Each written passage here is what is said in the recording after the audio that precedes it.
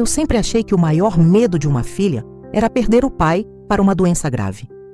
Mas a vida me ensinou, do jeito mais cruel possível, que existe algo muito pior do que a doença. O pior pesadelo do mundo é ver o seu pai lutar para respirar e saber que um bando de engravatados em uma sala com ar-condicionado decidiu que a vida dele custava caro demais para a empresa. Foi no dia 12 de agosto do ano passado.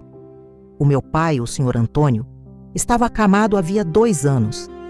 Ele trabalhou por 40 anos como mestre de obras, erguendo prédios na capital.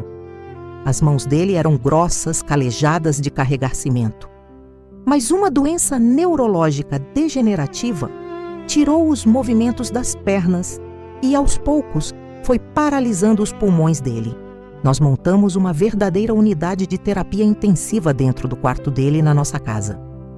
O convênio médico, que ele pagava religiosamente há 25 anos, sem atrasar um único dia, cobria o serviço de internação domiciliar. Tinha enfermeira 24 horas, fisioterapia respiratória e a máquina de oxigênio que mantinha ele vivo. O plano custava quase R$4.000 por mês. Um dinheiro que nós suávamos sangue para pagar, mas era a garantia de que ele teria dignidade no fim da vida.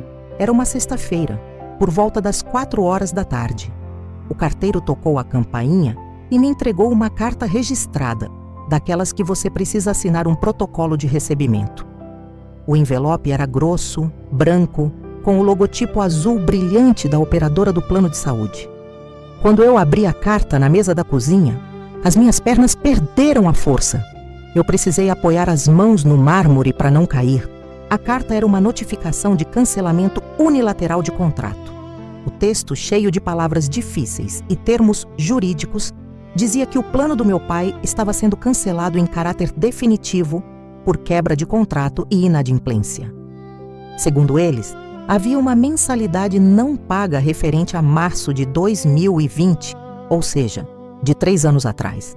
E por causa dessa única mensalidade supostamente em aberto, eles estavam rompendo os 25 anos de contrato. O parágrafo final era o mais aterrorizante. A empresa de internação domiciliar tinha o prazo de 48 horas, que vencia na segunda-feira de manhã, para retirar todos os equipamentos respiratórios da minha casa e suspender o envio das enfermeiras. Eles iam tirar o oxigênio do meu pai. Eles iam condenar o meu pai a sufocar na própria cama, numa segunda-feira de manhã, por causa de uma conta de 3 anos atrás que eu tinha certeza absoluta que estava paga. O meu pai era o homem mais metódico do mundo com os boletos. Ele guardava tudo.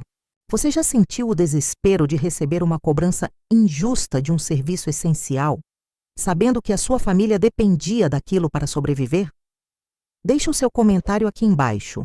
Me conta se um convênio ou banco já tentou te destruir com uma cobrança fantasma. Eu não chorei na hora. O instinto de sobrevivência tomou conta de mim. Eu peguei o meu telefone e liguei para o 0800 do convênio. Fiquei exatos 55 minutos ouvindo aquela música clássica distorcida, sendo transferida de um setor para outro. Quando a supervisora de retenção finalmente atendeu, a voz dela era gélida, ensaiada. Eu expliquei a situação. Disse que o meu pai estava ligado a aparelhos e que aquela cobrança era um erro. Ela simplesmente respondeu: "Senhora, o nosso sistema consta a fatura de março de 2020 como pendente. Quando há atraso superior a 60 dias, a operadora tem o direito de cancelamento. A notificação foi enviada. Não há como reverter o processo de recolhimento dos equipamentos.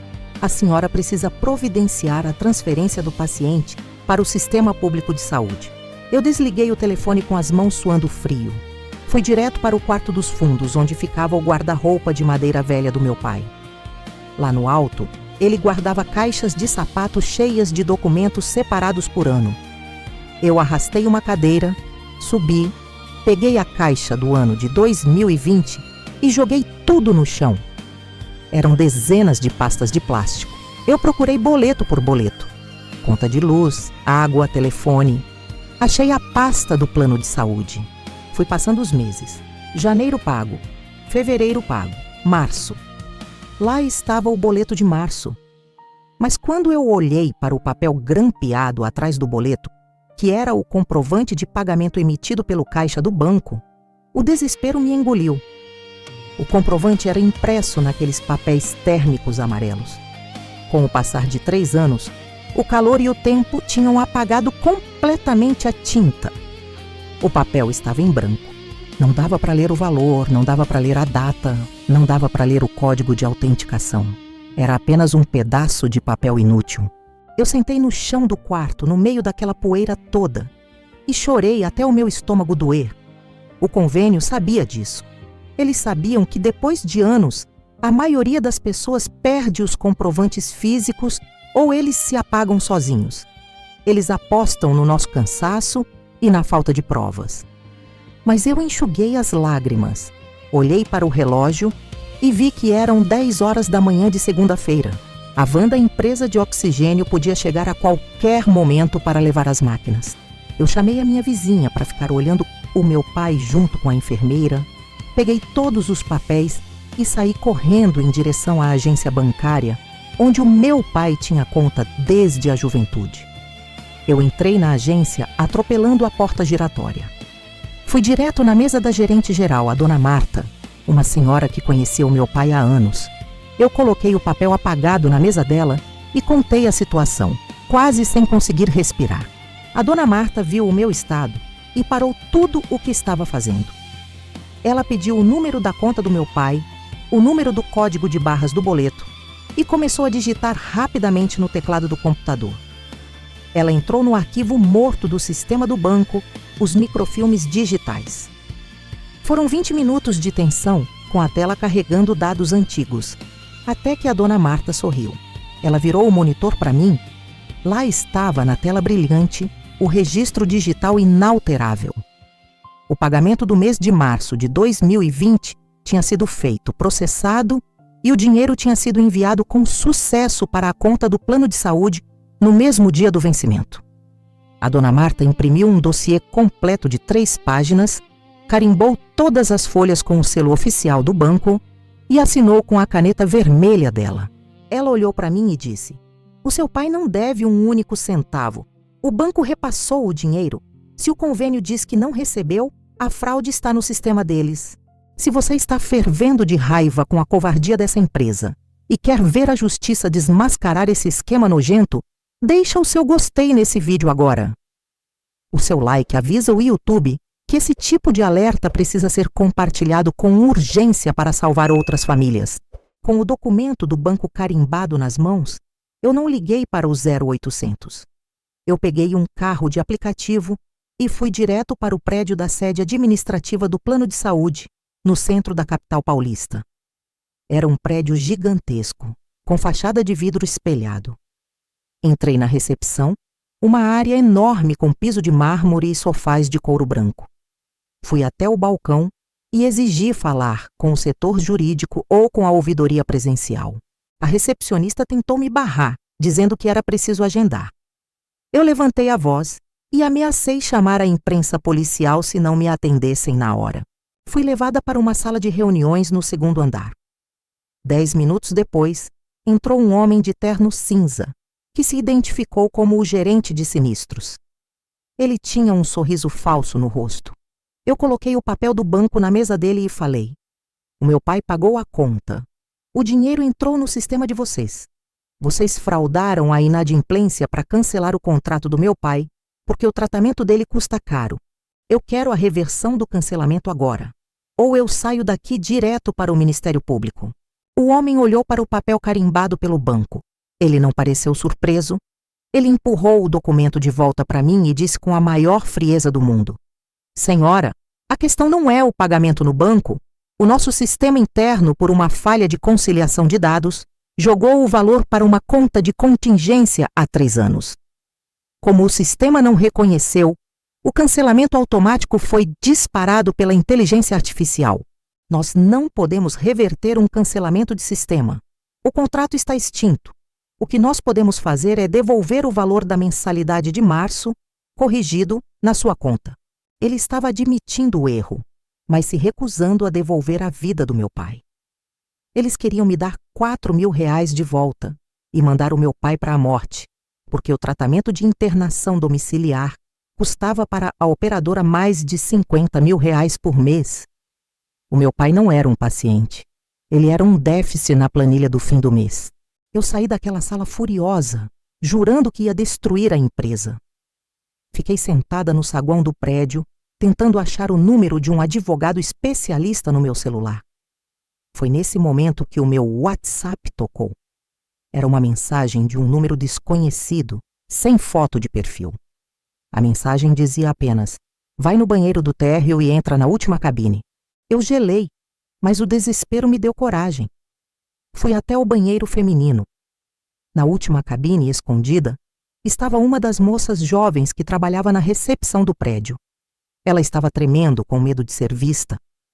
Ela me olhou e falou rápido num sussurro: Dona, eu vi o seu desespero na recepção. O meu avô morreu na fila do sistema público porque o convênio dele fez a mesma coisa. O que eles estão fazendo com seu pai não é falha do sistema. Se chama operação de limpeza. A diretoria manda o setor de informática desviar manualmente os boletos antigos de pacientes idosos e caros, para a conta de contingência, só para o sistema acusar inadimplência e eles poderem cancelar o contrato dentro da lei. Eu tirei um print da tela do supervisor na semana passada. Vou te mandar no WhatsApp agora. Salva isso e processa todo mundo, mas nunca diga quem te deu. O meu celular vibrou na minha mão. Era a foto da tela do sistema interno deles. Tinha uma lista com dezenas de nomes de pacientes idosos.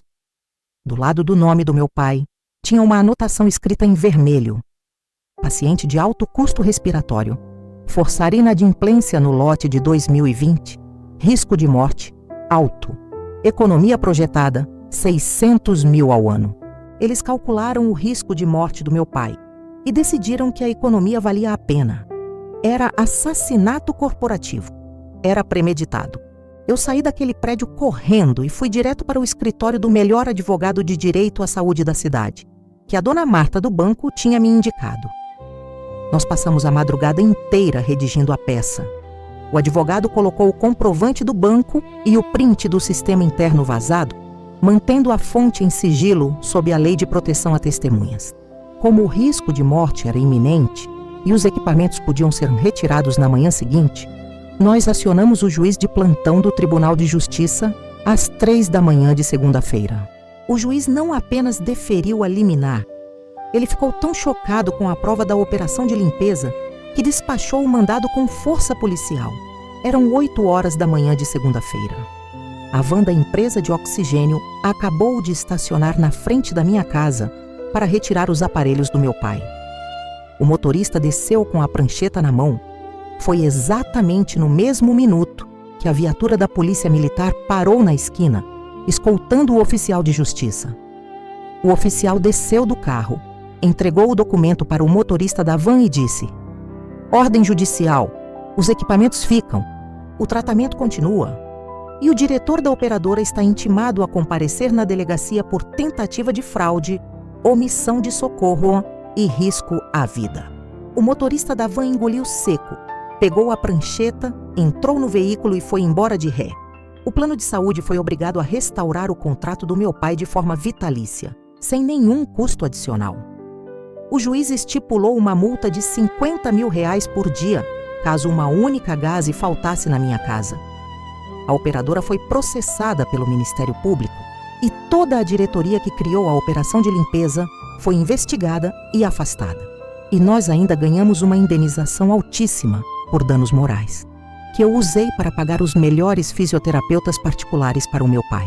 Hoje eu sento do lado da cama dele, seguro a mão calejada dele, escuto o barulho da máquina de oxigênio trabalhando e respiro aliviada. O sistema é feito para moer os pequenos. Eles têm dinheiro, eles têm os melhores advogados, eles têm o tempo do lado deles. Mas nós temos a verdade. E se você investigar, se você guardar os seus papéis e não abaixar a cabeça no primeiro não, você derruba qualquer torre de vidro. Se o convênio do seu parente for cancelado de forma suspeita, lute. A vida de quem a gente ama não tem preço para nós, mas para eles é só um número que você precisa aprender a apagar da planilha. Se essa história te arrepiou e provou que o amor de uma filha é mais forte que qualquer corporação gigante, se inscreva no canal. Toda semana eu trago relatos como esse para que você saiba como lutar pelos seus direitos. Compartilhe esse vídeo com os seus grupos de família. Fiquem com Deus e até a próxima história.